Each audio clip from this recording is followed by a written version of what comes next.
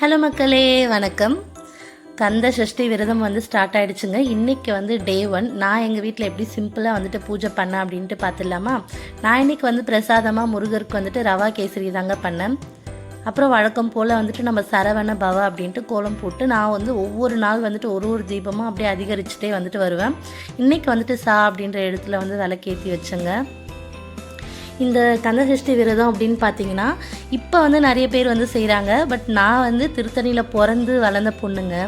இந்த குழந்தையிலேருந்தே முருகர் மேலே ஒரு அலாதியான ஒரு பிரியங்க. அது ஏன்னே தெரியல. ஏன்னா எங்கள் ஊரில் பார்த்திங்கன்னா திருத்தணி முருகர் கோயில் தான் ரொம்ப ரொம்ப ஃபேமஸ். எல்லாருக்குமே அது தெரிஞ்ச விஷயந்தான்.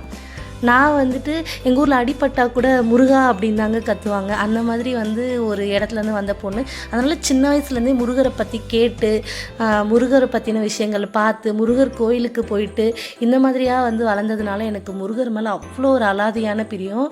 எனக்கு இன்னுமே அந்த பக்தி அதிகரிச்சுட்டே தான் இருக்குது அப்படின்னு நான் சொல்வேன்.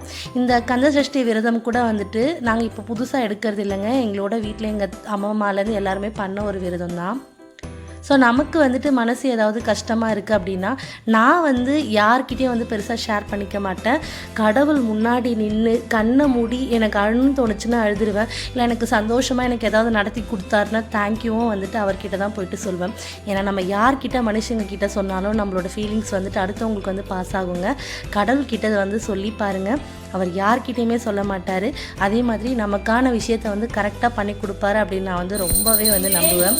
ஸோ இந்த வருஷமும் என்னோட கந்தசஷ்டி விரதத்துக்கான டே 1 பூஜை ரொம்ப சிறப்பாக மனசுக்கு நிம்மதியாக நடந்தது. இந்த மாதிரி வீடியோஸ் உங்களுக்கு பிடிக்கணும். என் சேனலை சப்ஸ்கிரைப் பண்ணிக்கோங்க ஃப்ரெண்ட்ஸ். பாய். நாளைக்கு பார்ப்போம்.